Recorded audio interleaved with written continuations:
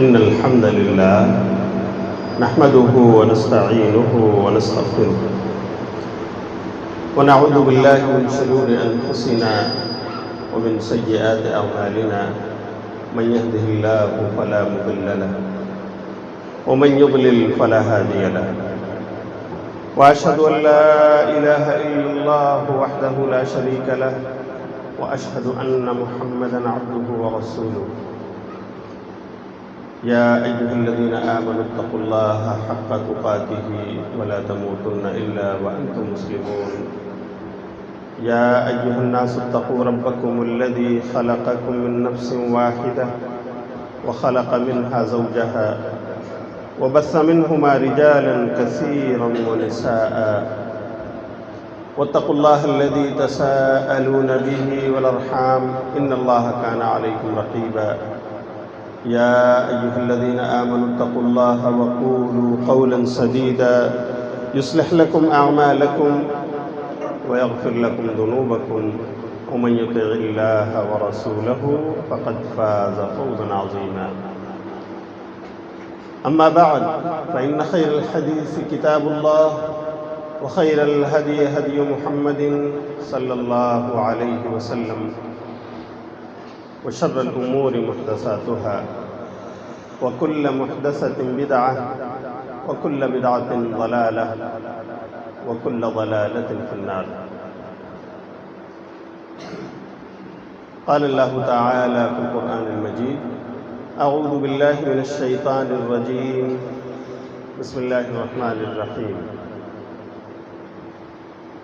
فاصبر كما صبر أولو العزم من الرسل ولا تستعجل لهم سبحانك لا علم لنا إلا ما علمتنا إنك أنت العليم الحكيم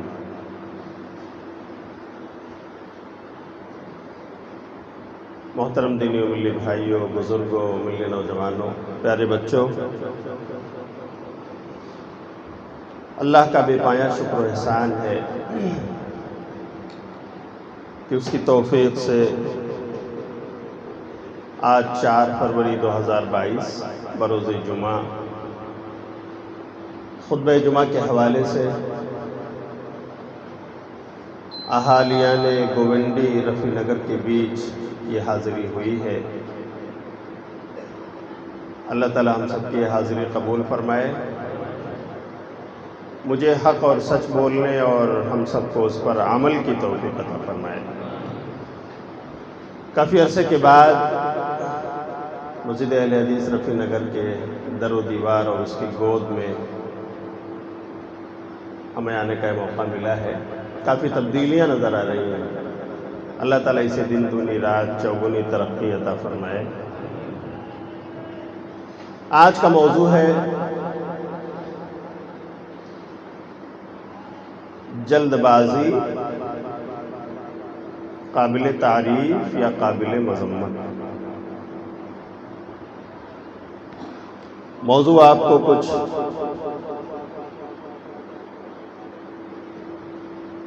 ایک یونیک لگ رہا ہوگا، اصل میں یہ آج ہمارے ممبئی کے ہر گلی کوچے کا موضوع ہے،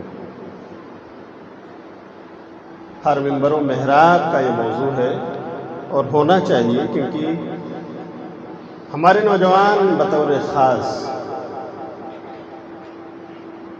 شارٹ کٹ کی تلاش میں ہوتے ہیں اور وہ چاہتے ہیں کہ بڑی جلدی سے کوئی کام ہو جائے اور نتیجہ کبھی الٹا ہو جاتا ہے، رزلٹ پازیٹیو کے بجائے نیگیٹو آ جاتا ہے۔ اس لیے اسلام کی نظر میں جلد بازی کی حیثیت کیا ہے، میں چاہتا ہوں اپنے نوجوانوں کے سامنے، بزرگوں کے سامنے بات آ جائے تاکہ وہ اپنے معاملات کو اسلام کی روشنی میں ادا کریں اور اچھا رزلٹ پائیں۔ اللہ مجھے دلائل کی روشنی میں بیان کرنے کی توفیق عطا فرمائے۔ تو آئیے جانتے ہیں سب سے پہلے کہ جلد بازی ہے کیا، کسے کہتے ہیں جلد بازی؟ جلد بازی کہتے ہیں کسی چیز کو اس کا وقت آنے سے پہلے حاصل کرنے کی کوشش کرنا۔ کسانوں نے کچھ نومبر میں بیج ڈالے ہیں، ان کی فصلیں اس وقت لہلا رہی ہیں، اور وہ کہیں مارچ کے مہینے میں آخر میں یا اپریل کے شروع میں شاید اس کی کٹائی کر پائیں گے۔ اب اگر کوئی کسان کہے کہ بھائی نومبر میں میں بیج ڈال رہا ہوں یا دسمبر کے شروع میں، بس مجھے جنوری میں ہمارے گوڈاؤن میں آ جانا چاہیے، تو یہ کیا ہے؟ جلد بازی ہے نا۔ کیا ملے گا اسے؟ گھاس پھوس۔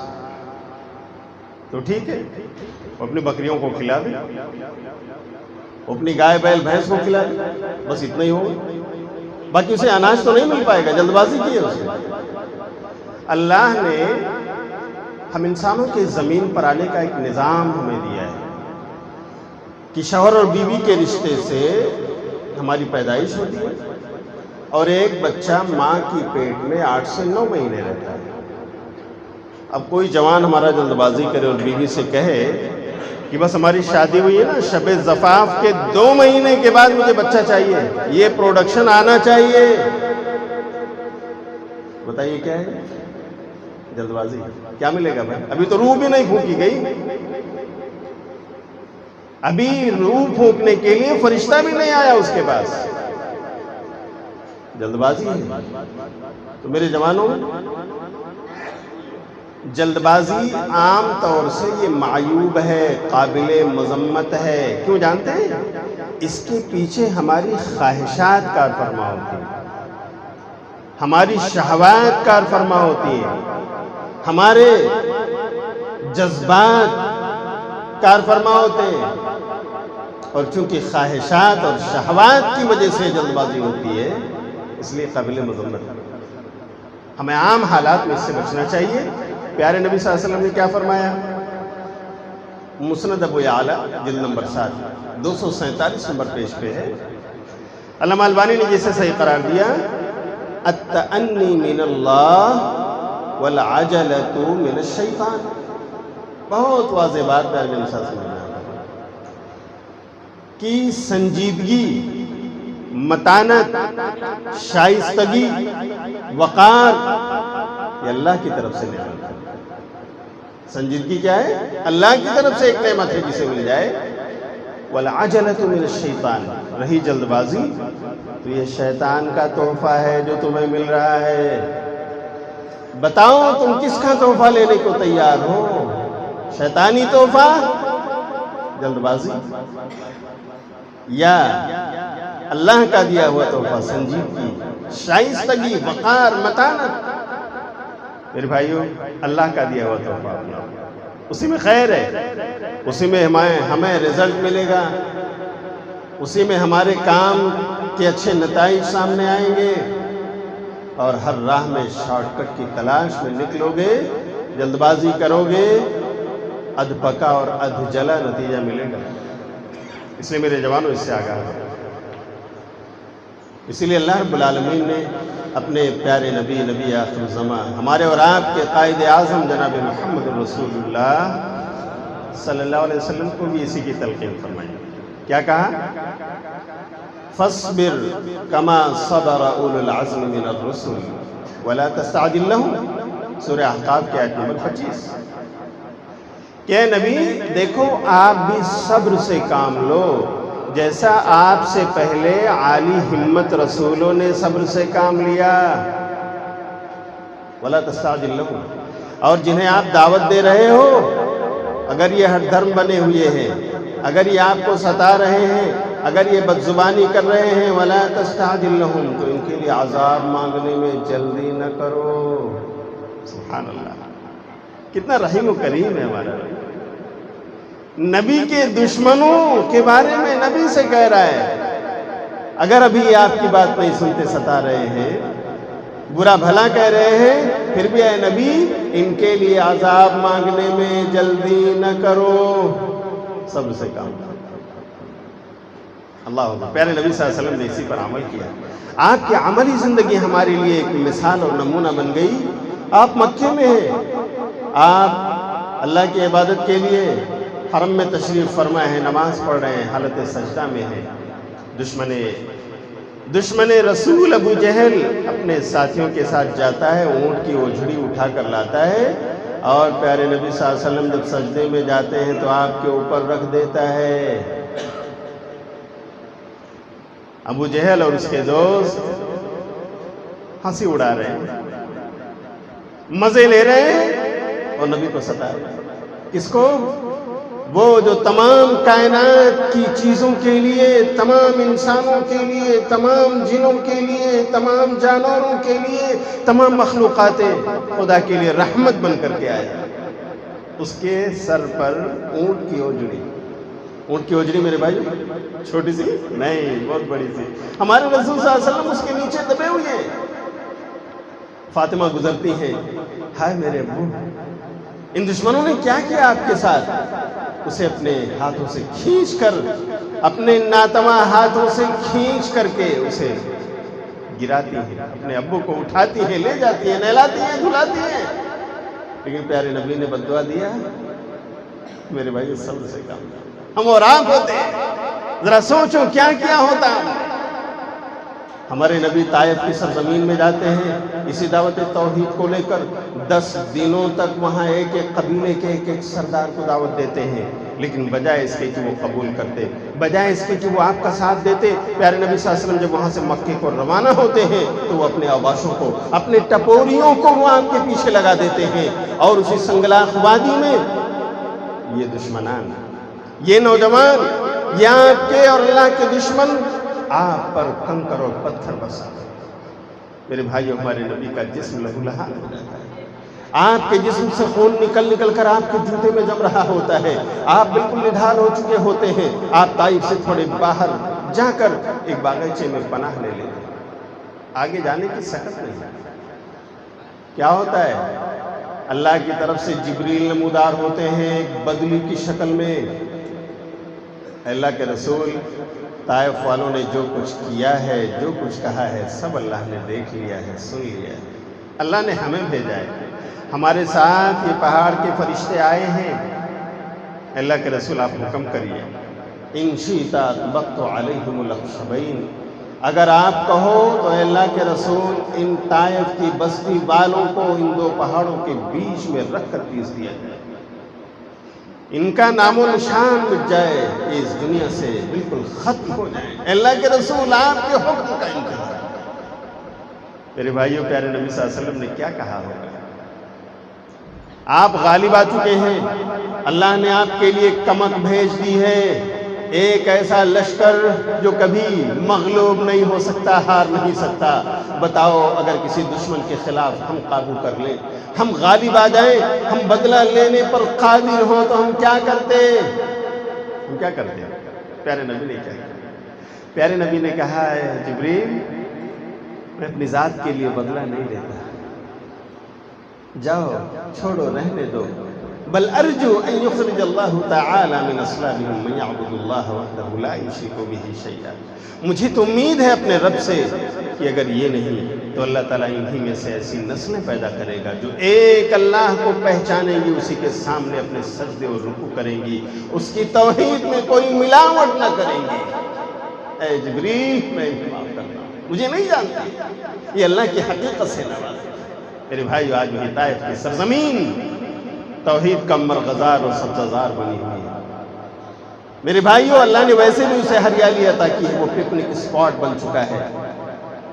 وہاں کے پہاڑ، وہاں کی زمینیں لوگ دیکھنے اور لطف اندوز ہونے کے لیے جاتے ہیں، اور دوسرا یہ کہ اللہ نے اس کو کلمہ توحید سے بھی اس قدر لہلہاتا ہوا مرغزار بنا دیا ہے کہ آج ہم اپنی آنکھوں سے نہیں سکتے۔ نبی کی دعائیں، نبی نے جلدی نہ کی ان کے لیے میرے بھائیو عذاب مانگنے میں، بلکہ انہیں آپ نے معاف کیا۔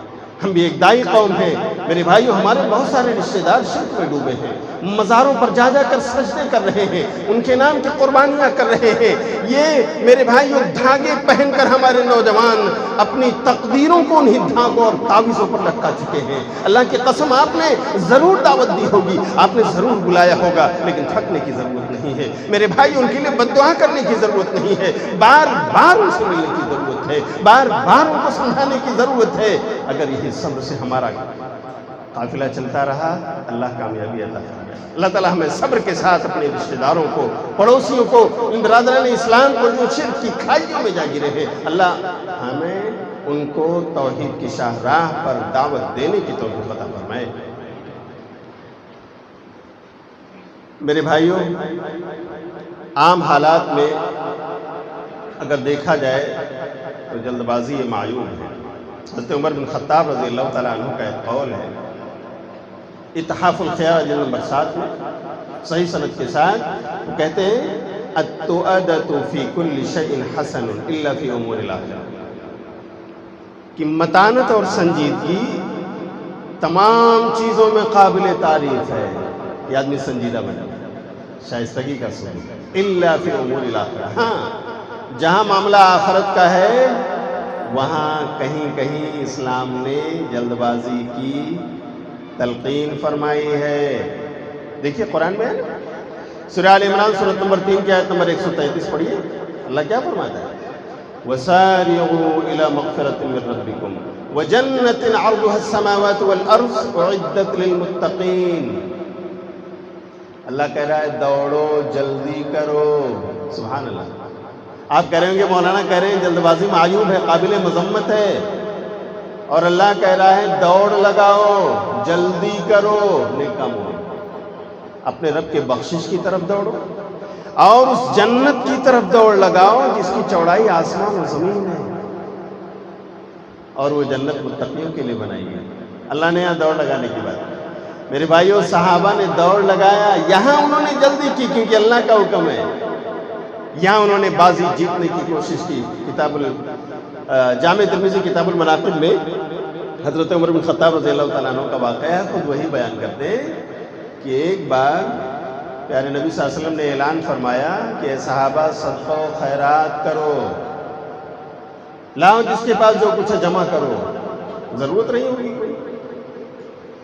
پیارے نبی صلی اللہ علیہ وسلم کا اعلان سن کر عمر کہتے ہیں میں بہت خوش ہوگا، وافق ذلک عندی مالا، میرے پاس اس وقت بہت مال آیا ہوا ہے۔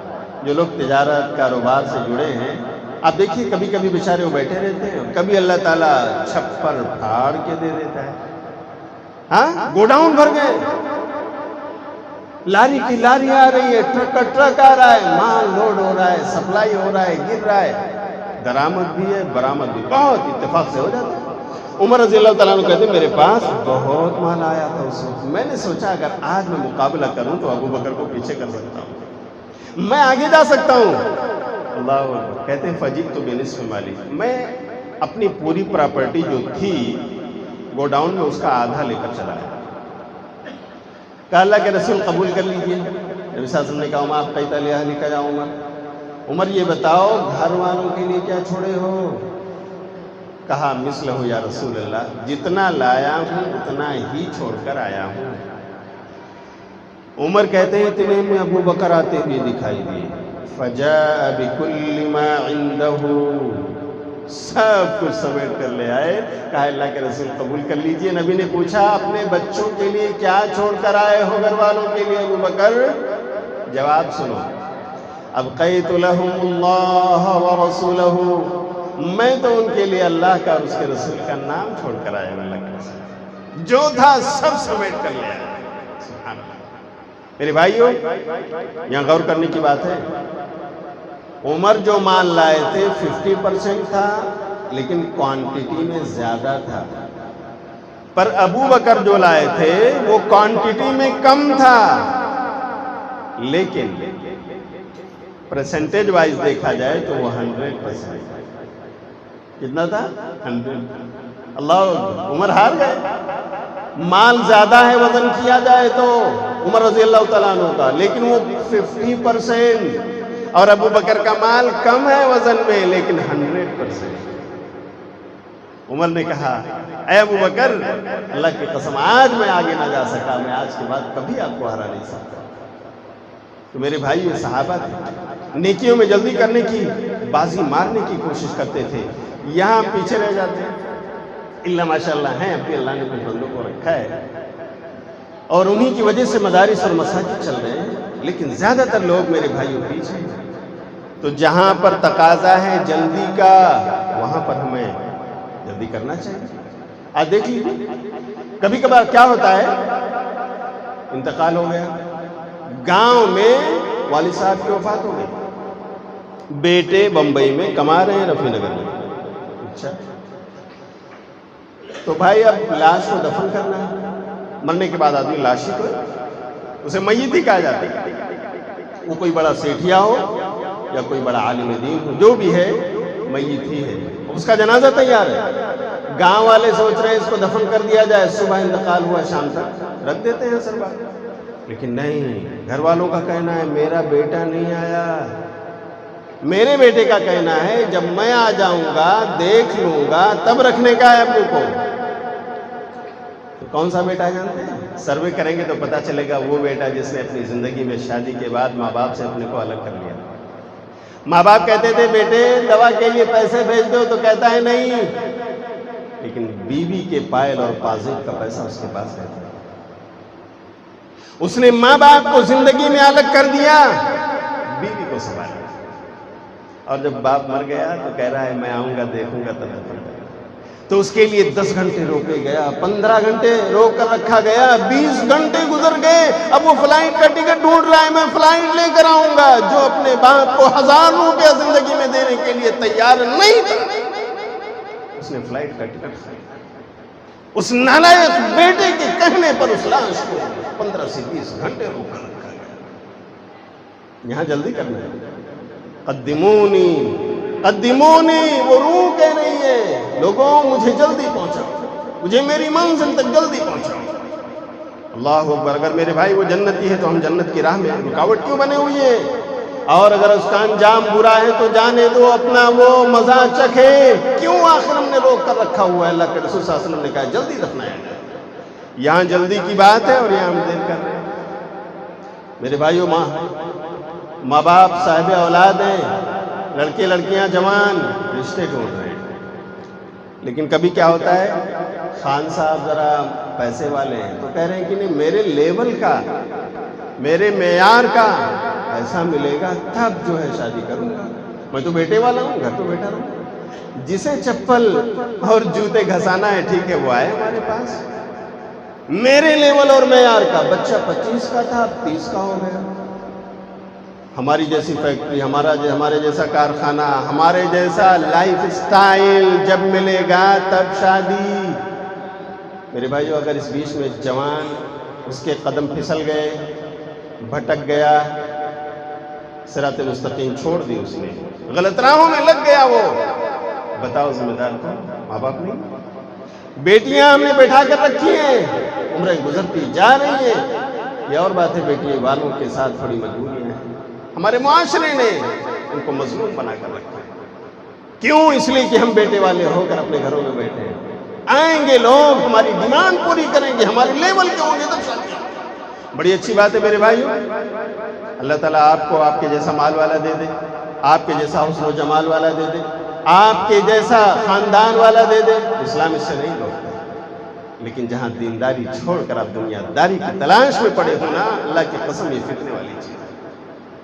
نبی صلی اللہ علیہ وسلم نے فرمایا، جامع ترمذی کتاب الجنائز کی روایت ہے، اذا خطب الیکم من ترضون دینہ وخلقہ فزوجوہ الا تفعلوا تکن فتنۃ فی الارض وفساد عریض۔ دیکھو تمہارے پاس جب رشتہ آئے دیندار اخلاق والا تو شادی جوڑ دو، رشتوں میں باندھ دو اپنے بیٹے بیٹیوں کو۔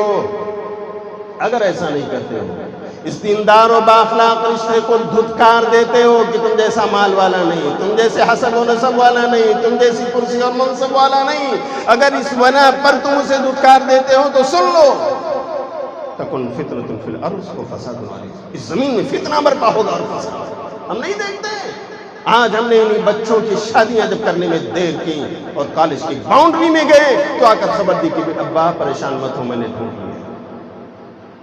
ہمارے گھروں کی بیٹیاں گئیں اور انہوں نے کہا امی پریشان مت ہو، ابو سے کہہ دو میں نے ڈھونڈ لیا ہے، بڑا اچھا سا جوان۔ میرا کلاس میں ناک نہیں کٹی، سر نہیں جھکا، آخر یہ کیوں ہوا؟ کیونکہ یہاں ہمیں جلدی کرنا چاہیے تھا، ہم نے دیکھا۔ میرے بھائیوں، کہیں کہیں قابل ستائش ہے نیکی کے کاموں میں جلدی بازی کرنا، لیکن عام حالات میں یہ ہو رہا ہے۔ تو جہاں پر ہمیں تقاضا ہے کہ آگے بڑھو، بازی جیتو، جلدی کرو، وہاں ہم پیچھے ہیں، اور جہاں ہمیں سنجیدگی اور متانت کا ثبوت دینا چاہیے وہاں میرے بھائیوں بہت جلد بازی کر رہے ہیں۔ اللہ تعالیٰ ہمیں اسے سمجھ کر جہاں پر سنجیدگی اور متانت کا ثبوت دینا ہے وہاں ہمیں سنجیدہ بننے کی توفیق عطا فرمائے۔ اور کہاں کہاں جلدی کرتے ہیں ہمارے لوگ۔ اقول قولی ھذا واستغفر اللہ لی ولکم ولسائر المسلمین من کل ذنب فاستغفروہ انہ هو الغفور الرحیم۔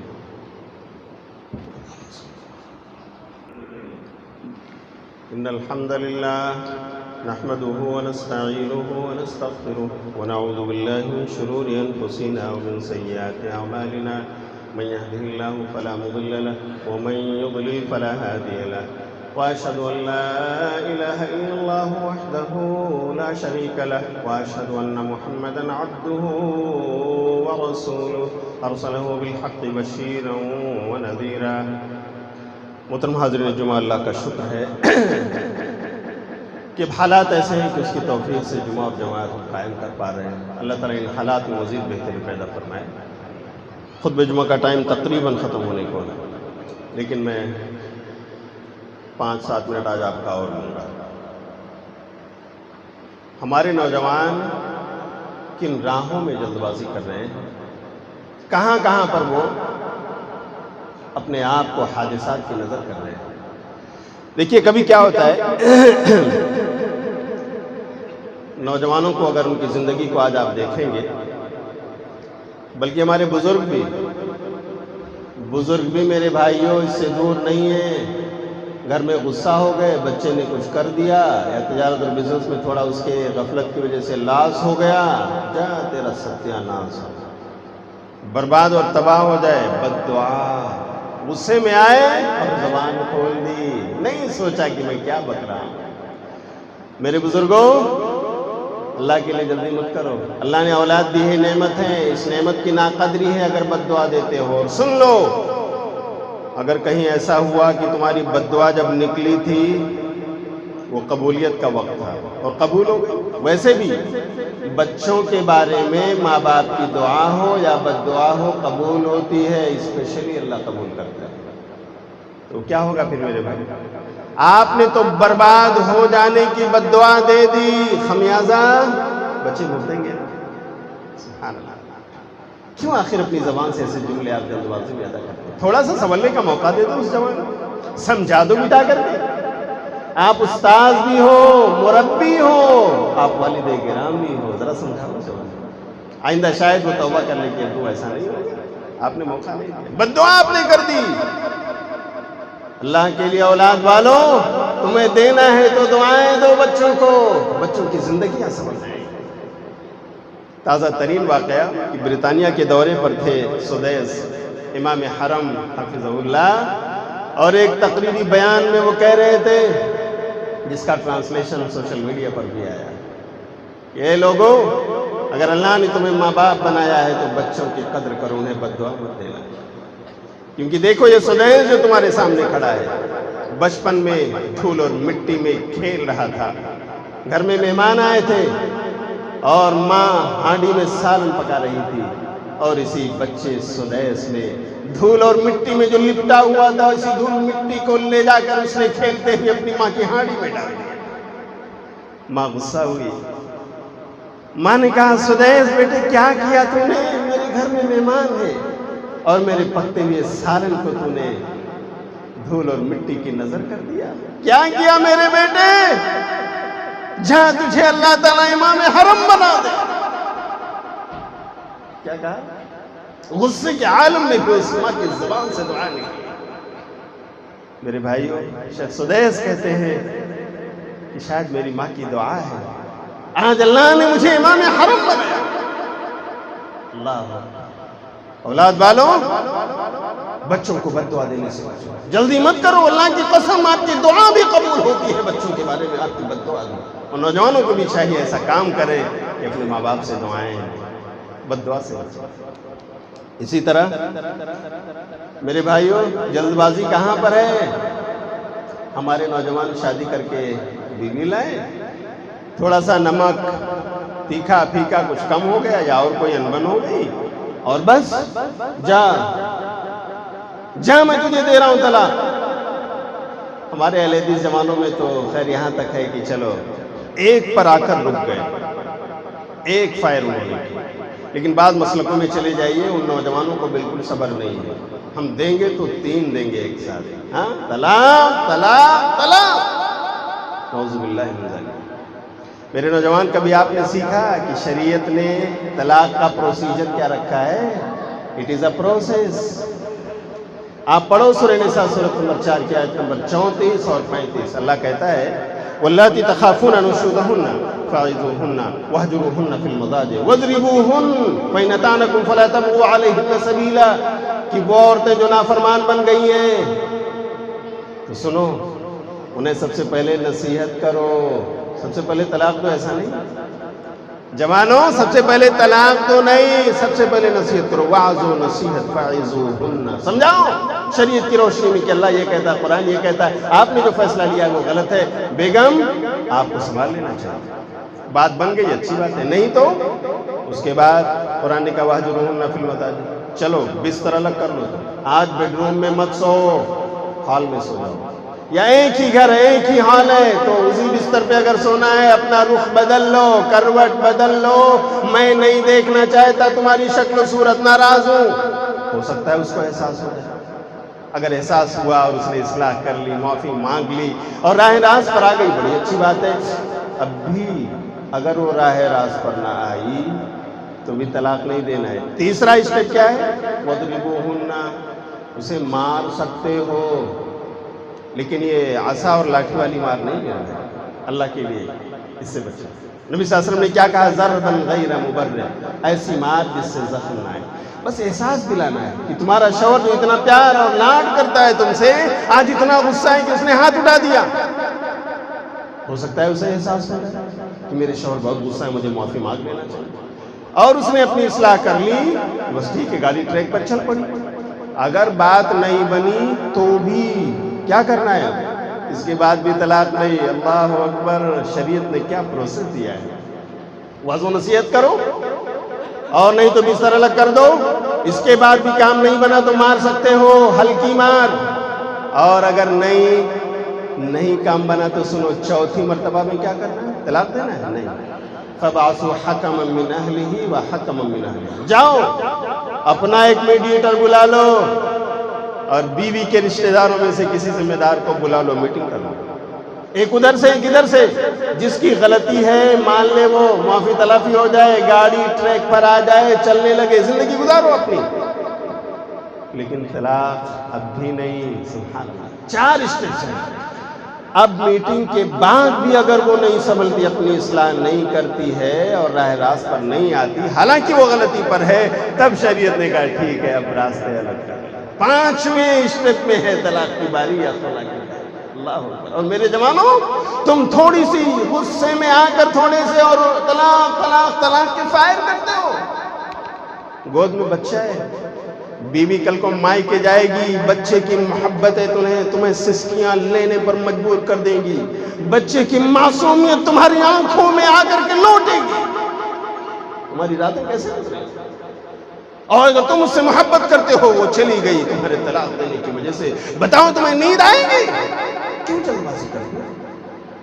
آخر اللہ کا کلمہ پڑھ کر آپ نے ان کو اپنے لیے حلال سمجھا. نکاح کے ذریعے آپ لے کر آئے. اللہ کی یہ بندیاں اگر کبھی کچھ تیکھا پھیکا کچھ کمی ہو جائے، اونچ نیچ ہو جائے، انہیں بھی سنبھلنے کا موقع دو، ان پر رحم کرو.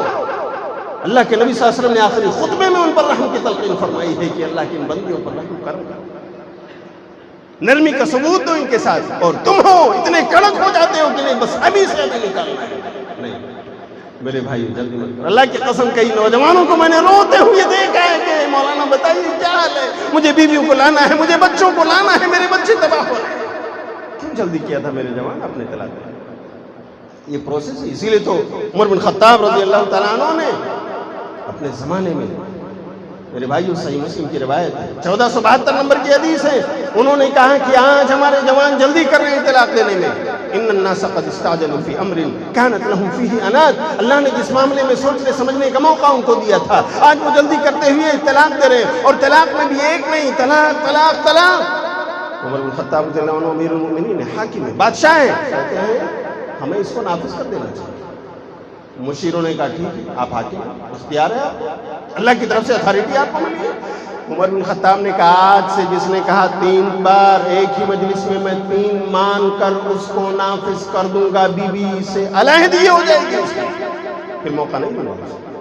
یہ سزا دیا تھا عمر بن خطاب نے. میرے بھائی آج ہم حاکم نہیں ہیں, اس لیے ہم یہ سزا نہیں دے سکتے. آج 3 طلاق ایک ہی مانی جائے گی, جیسا نبی صلی اللہ علیہ وسلم کے زمانے میں تھی, ابو بکر کے زمانے میں. عمر کی طرح اگر ہم بھی خلیفہ ہو جائیں تو یہ اتھارٹی ہمیں مل سکتی ہے, لیکن اگر ہم اور آپ خلیفہ نہیں ہیں, ہم عالم ہیں, ہم فاضل ہیں, ہم مفتی ہیں, اللہ کی قسم ہمیں یہ فتویٰ دینے کی اجازت نہیں ہے کہ 3 طلاق نہیں ہوئی. اس لیے کہ یہ تو سزا تھی جو عمر بن خطاب رضی اللہ عنہ نے نافذ کیا تھا. لیکن میرے جوانوں یہ پیغام ضرور ہے کہ ہمیں جلد بازی نہیں کرنا چاہیے. دوسرے الفاظ و جملے سے کام چلاؤ. میں تمہیں الگ کر رہا ہوں اپنی زندگی سے, میں تمہیں بھیج رہا ہوں, میں تمہیں آزاد کر رہا ہوں. اب اگر تم سے مفتی پوچھتا ہے کیا مطلب تھا تمہارا, اور تم کہتے ہو کہ نہیں میں ڈرا رہا تھا, دھمکا رہا تھا, طلاق نہیں دے رہا تھا, تو بات مان لی جائے گی. لیکن اگر آپ نے کہہ دیا میں دے رہا ہوں طلاق, تو پھر مفتی نہیں پوچھے گا کہ آپ کے من میں کیا تھا, آپ کہنا کیا چاہتے ہیں. اس لیے کہ لفظ طلاق مت دیا آپ نے, تو ذرا سا احتیاط سے کام کرو. اللہ کے لیے اپنا گھر نہ اجاڑو, اسے ویسا کر. ہمارے جوان جلد بازی, آخری بات اور کہہ دوں, ڈرائیونگ میں جلد بازی کرتے ہیں. ابو نے بائک دلا دیا, نئی ماڈل کی آئی, اچھی بات ہے, اللہ کے لیے. آپ اس کے ڈرائیونگ جو پروسیس ہے, اس کا جو سسٹم ہے, اس کو دیکھتے ہوئے چلو. جلد بازی کی ضرورت کیا ہے؟ اللہ کی قسم اسی فیت والا کمپاؤنڈ میں, یہ کچھ لاک ڈاؤن سے پہلے کی بات ہے, ایک والد صاحب نے اپنے 2 بچے جنہوں نے 10th پاس کیا, ان کو بائک دلا دی, ضد کیا انہوں نے. وہ آ کر پکڑ کر درس بخاری کے بعد رونے لگے, کیونکہ وہ درس کچھ ایسا تھا. کہنے لگے مولانا میرے دونوں بیٹے بزید ہو گئے, 10th پاس کر لیا انہوں نے, رزلٹ آیا اور دلا دیا میں نے. ایک دن فجر کے بعد وہ دونوں بائک لے کر نکلے, ریس لگا. لوکمانیہ تلک سے آتے ہوئے برج سے نیچے اترتے ہوئی تیز رفتار کار, اور ہمارے بچوں کی تیز رفتار بائک. اللہ, اسی موڑ پر پہنچے بود کالونی کے پاس, اور ٹکر اس طرح سے ماری اس کار نے کہ آن دا اسپاٹ دونوں ختم. میری زندگی کے 2 چراغ تھے, دونوں کچھ. اے مولانا ان کے لیے دعا کیجیے, ان کے لیے دعا کیجیے, اور میرے لیے کہ اللہ مجھے سمجھے. اللہ, میرے بھائیوں کسی باپ سے پوچھو بیٹے کی قیمت کیا ہے.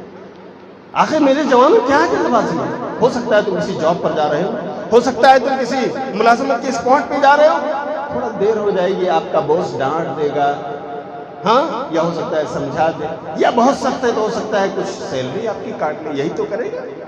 لیکن آپ نے تیز رفتاری کے ساتھ اپنی بائک جو چلائی, حادثہ ہوا, آپ کو سوچنے کا موقع ملے گا؟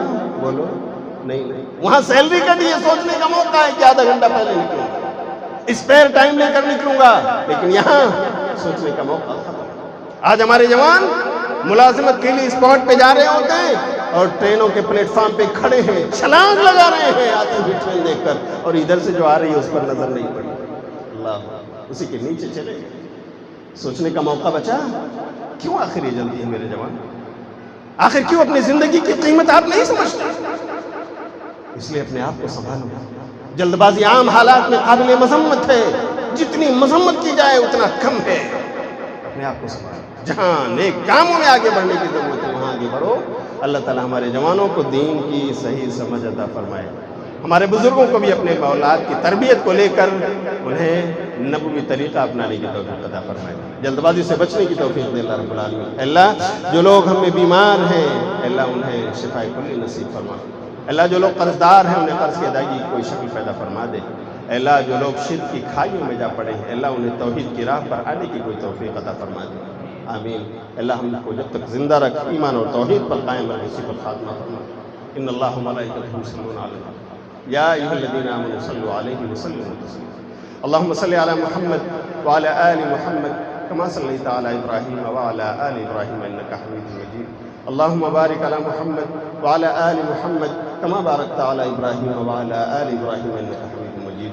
إن الله يأمر بالعدل والإحسان وإيتاء ذي القربى وينهى عن الفحشاء والمنكر والبغي يعظكم لعلكم تذكرون. واذكروا الله يذكركم وادعوه يستجب لكم ولذكر الله تعالى وأكبر.